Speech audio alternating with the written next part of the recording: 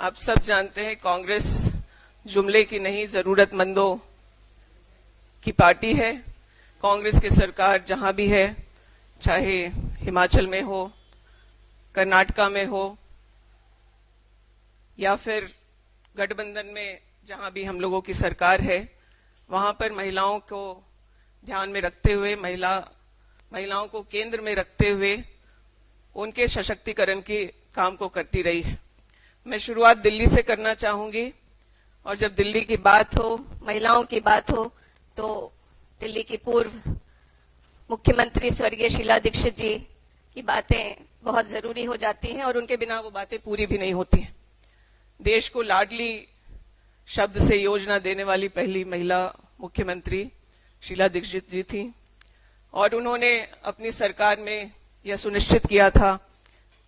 कि कोई भी बच्ची अगर अस्पताल में पैदा होती है तो उसे सरकार की तरफ से 11,000 रुपए और अस्पताल में ना पैदा हो तो 10,000 रुपए उसे सरकार से मदद मिलती है। इसी कड़ी को आगे बढ़ाते हुए उन्होंने शिक्षा से भी जोड़ा और पहली से लेकर 12वीं कक्षा तक लड़कियों की शिक्षा के लिए 25,000 रुपए देने की बात उन्होंने की थी। तो एक तरह से कह सकते हैं कि प्रति गर्ल चाइल्ड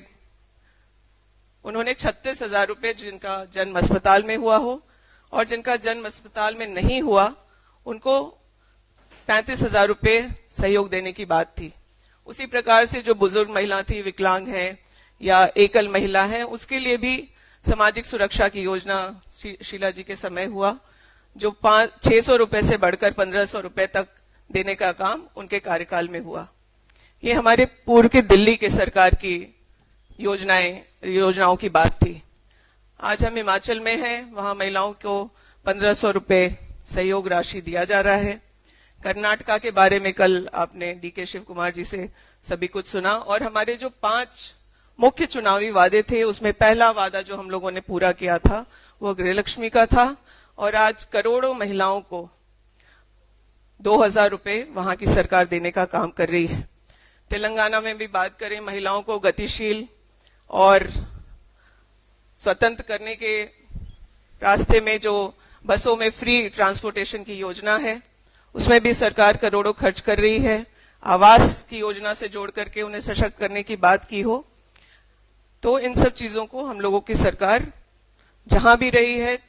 कांग्रेस की अपनी सरकार हो या फिर आज गठबंधन में अगर हम लोग झारखंड में हैं, तो वहां की सरकारें महिलाओं को केंद्र में लेकर के काम कर रही हैं, उन्हें जिम्मेदारी देने की काम कर रही हैं और स्वास्थ्य सुरक्षा की बातें, शिक्षा की बातें पहले सरकार की प्राथमिकताओं में रही और अब आर्थिक सशक्तिकरण कैसे महिलाओं का हो, इस पर हम लोगों का विशेष काम है।